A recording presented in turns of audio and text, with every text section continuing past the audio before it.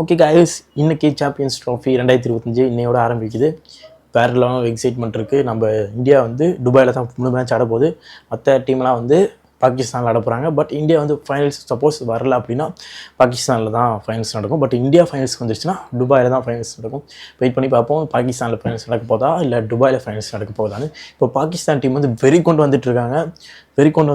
எப்படின்னா வந்து ஒரு ஃப்ரெண்ட்ஷிப்பே கிடையாது, கை கொடுத்து சரி அப்படிலாம் எதுவுமே பண்ண மாட்டோம், நீங்கள் டைரெக்டாக வந்து ஒரு சண்டையை பார்க்க போகிறீங்க அப்படின்ற மாதிரி பாகிஸ்தான் சொல்கிறாங்க. அதுக்கு முக்கியமான காரணம், நம்ம வந்து செக் பண்ணிட்டோம், நாங்கள் பாகிஸ்தானில் வந்து ஆட முடியாது, எங்களுக்கு செக்யூரிட்டி இல்லை, நீங்கள் என்ன பண்ணுவீங்கன்னு தெரியாது, பதட்டமாக இருக்கும், வர முடியாது அப்படின்னு சொல்லிட்டோம். அதுக்கு வந்து செம காண்டில் இருக்காங்க போல் பாகிஸ்தான். நீ வரமாட்டேன்ட்டியா, சரி துபாயில் வந்து உங்களை அடிக்கிறண்டா அப்படின்னு வெறி கொண்டு வர போகிறாங்க. என்னப்பா இந்தியாவை போய் அடிக்க முடியுமா, என்ன பேசுகிறீங்க, எப்படியும் மண்ணை கவிட்டு தான் போக போகிறீங்க அப்படின்றதுல எந்த சந்தேகமும் கிடையாது. பாகிஸ்தான் ஃபேன்ஸாக இருக்கட்டும், பாகிஸ்தான் பிளேயராக இருக்கட்டும், வெறி கொண்டு காத்துட்ருக்காங்க இந்தியாவை அடிக்க. பட் ஆனால் எல்லாத்துக்குமே தெரியும், இந்தியா ஜெயிச்சு ஃபைனல்ஸ் வந்து துபாயில் தான் நடக்க போகுது, பாகிஸ்தானில் நடக்க போகிறது கிடையாதுன்றது எல்லாத்துக்குமே அறிஞ்ச ஒரு விஷயந்தான். பட் ஆனால் பாகிஸ்தான் இன்னமும் நான் ஜெயிக்க வரண்டாடே அப்படின்ற மாதிரி சொல்லிகிட்டு இருக்காங்க. பார்ப்போம் முடிஞ்சால் ஜெயிச்சு பாருங்க. இந்தியாவை தொட்டு பாருப்பா, தொட முடியாத ஒரு சிங்கமாக தான் இந்த வாட்டி நாங்கள் கிளம்புறங்க போகிறோம். எல்லாருமே பர்ஃபெக்டாக இருக்காங்க. பட் என்ன பவுலிங்கில் பும்ரா இல்லை, அது உங்களுக்கு வந்து கொஞ்சம் இதாக இருக்காது. இந்தியா டீமில் பும்ரா இல்லைப்பா அப்படின்னு தான் நினச்சிட்டு இருக்கீங்க. பட் ஆனால் எங்ககிட்ட முகமது ஷமி இருக்காப்புல, அதை நீங்கள் மறந்துடக்கூடாது. வெயிட் பண்ணி பாருங்கள், அவரோட ஆக்ரோஷமான பவுலிங் நீங்கள் வந்து துபாயில் பார்ப்பீங்க. நீங்கள் ஆரம்பிச்சிட்டு இல்லையா, February 20 இந்தியாவுக்கு பங்களாதேஷ்க்கு மேட்ச்சு. அந்த மேட்ச்சில் நீங்கள் பார்ப்பீங்க எங்களோட பவுலிங் எந்த மாதிரியான ஒரு இதில் இருக்குன்னு. அப்போ உங்களுக்கு புரிஞ்சுப்பீங்க, பவுலிங் செம்மையாக இருக்குது அப்படின்னு புரிஞ்சுப்பீங்க. அதுக்கப்புறம் உங்களுக்கு படத்திட்ட வரோம், ஐயோ பாகிஸ்தானுக்கு வேறு அடுத்த மேட்ச் இருக்குது, எப்படி ஜெயிக்கிறது, ஐயோ அந்த மாதிரியான ஒரு ஃபீல் உங்களுக்கு நர்வஸ்னஸ் வந்துகிட்டே இருக்கும். அதனால் கொஞ்சம் பார்த்து பொறுமையாக வாங்க, கொஞ்சம் நல்லா ப்ராக்டிஸ் பண்ணிட்டு வாங்க, நெட் ப்ராக்டிஸ் எல்லாம் வெறி கொண்டு வாங்க, இந்தியா ஜெயிக்கிறதுக்கு ட்ரை பண்ணுங்கள். ஆனால் முடியாதுன்றது எங்களுக்கு தெரியும். ஓகே, இப்போ வந்து சாம்பியன்ஸ் ட்ராஃபி 2025 இந்தியாவுக்கு தான் ஜெயிக்க போகிறாங்கன்றதுல எந்த சந்தேகமும் இல்லை. என்னை பொறுத்த வரைக்கும் 100% இந்தியா தான் ஜெயிக்க போகுது. வேறு எந்த டீமாச்சும் ஜெயிக்கணும் அப்படின்னு ட்ரை பண்ணணும்னா ஆஸ்திரேலியா ஒரு பக்கம் இருக்குது. பட் ஆனால் ஆஸ்திரேலியா ஒரு நிலைமை நினச்சா தான் ரொம்ப பரிதாபமாக இருக்குது. ஸ்டார்க் இல்லை, பேட் கமிங்ஸ் இல்லை, ஸ்டானிஸ் இல்லை, மிச்சல் மார்ஸ் இல்லை, நிறையா பேர் இல்லை.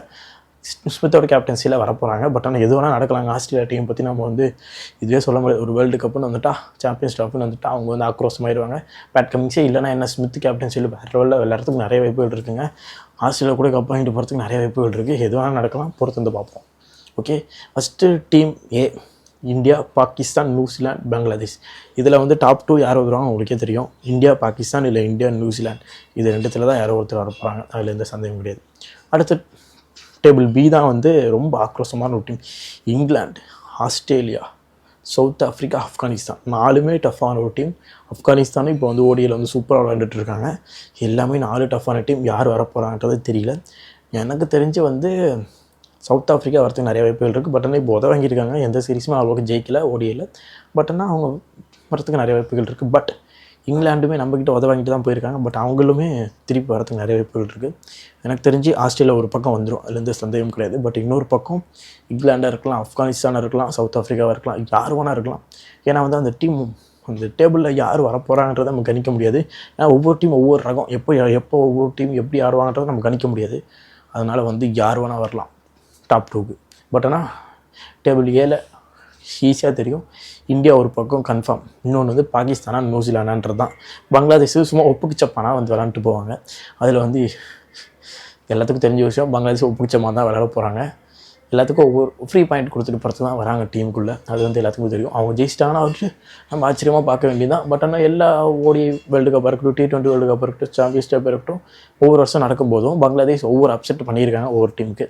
இந்த வாட்டி யாருக்கு அந்த அப்செட்டை பண்ண போகிறாங்கன்றதை பொறுத்து வந்து பார்ப்போம். அவங்க என்ன உள்ளே போகலனாலும், இத்தனை வருஷம் விளாண்டு உள்ளே போகலனாலும் ஒவ்வொரு அப்செட் மட்டும் தான் பண்ணிகிட்டு இருப்பாங்க. பட் அந்த அப்செட் இந்த வாட்டி யாருக்கு பண்ண போகிறாங்க, பாகிஸ்தானை தோக்கடிச்சு பாகிஸ்தான் போக விடாமல் பண்ண போகிறாங்க, இல்லை நியூசிலாந்து தோக்கடிச்சு நியூசிலாந்து போக விடாமல் பண்ண போகிறாங்கன்றதெல்லாம் பொறுத்து வந்து பார்ப்போங்க. ஏன்னா 100% சொல்கிறேன், சாம்பியன்ஸ் ட்ராஃபி 2025 இந்தியா பக்கம் தான் வரும். அப்படி இந்தியா பக்கம் தவறிடுச்சுன்னா அதுக்கு இந்தியா வந்து ஒரு மிஸ்டேக் பண்ணியிருக்காங்கன்னு தான் சொல்லணும்.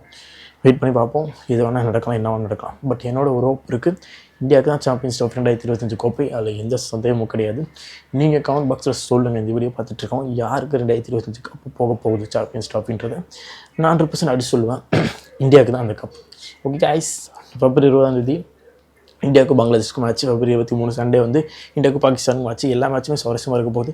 நம்ம சேனலில் வந்து டெய்லியும் வந்துக்கிட்டே இருக்க போது. ஃபஸ்ட்டு மேட்ச்லேருந்து லாஸ்ட் மேட்ச் வரைக்கும் எப்படி நம்ம சுவாரஸ்யமாக இருக்குது ஒவ்வொரு விஷயமும் நம்ம பேச போகிறோம்.